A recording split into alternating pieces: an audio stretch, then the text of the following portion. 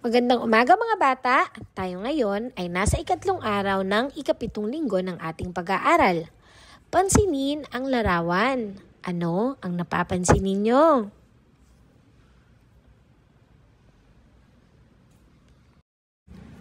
Dito kaya, ano ang napapansin nyo sa larawan?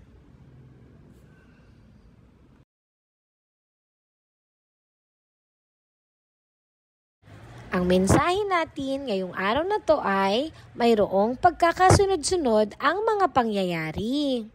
Alam nyo ba mga bata na mayroong mga tamang pagkakasunod-sunod ang mga pangyayari sa atin sa araw-araw? Narito ang mga ilan sa halimbawa.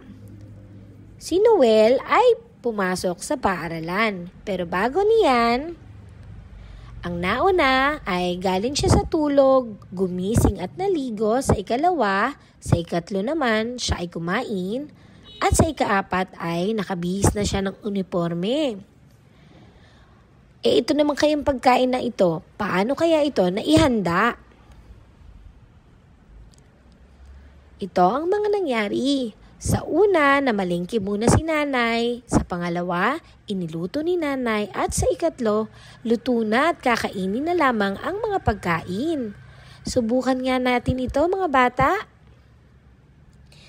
Gamit ang bilang 1 hanggang 3, ano kaya ang nauna?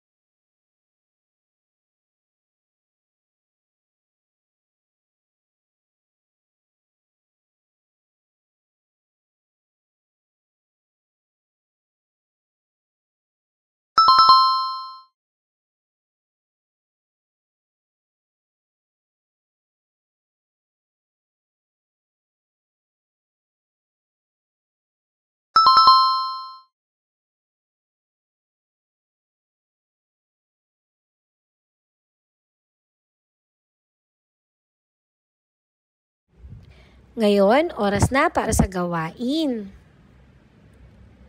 Pagsunod-sunurin ang mga pangyayari sa pamamagitan ng paglalagay ng bilang mula 1 hanggang 3. Oras na ng pagbasa. Balikan ang mga tunog ng bawat letra.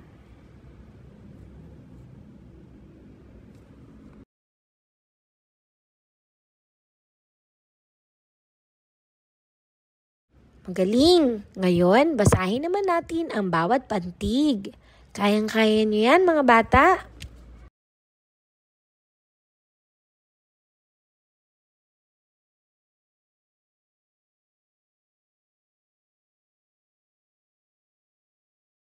Ngayon, handa na kayong bumasa ng mga salita.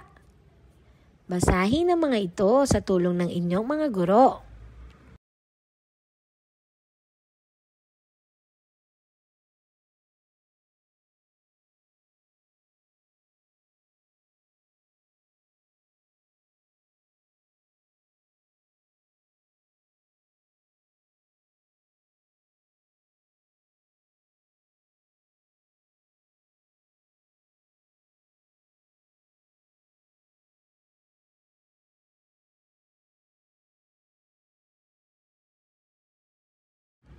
Ngayon, oras na para sa gawain.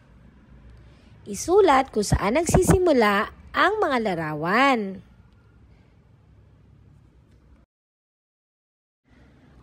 Oras na para balikan ang mga kulay na ating tinalakay. Ano ang kulay nito? Narito ang mga bagay na kulay lila. Ngayon, oras na para sa gawain. Magdikit ng bilog na lilang papel sa loob ng ubas at bakati ng mga salita.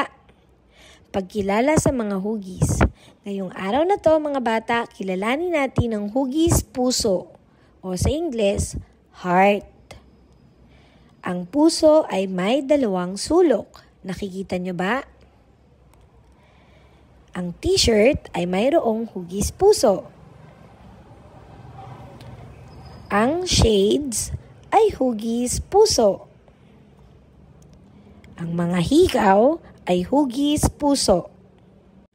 Ang tinapay ay hugis puso. At ang kwintas ay hugis puso. Ang tinapay na donut ay hugis puso. Isa pa nga mga bata, balikan ninyo ang mga bagay na hugis puso. Ngayon, oras na para sa gawain. Kulayan at bilugan ang mga larawan na may hugis puso.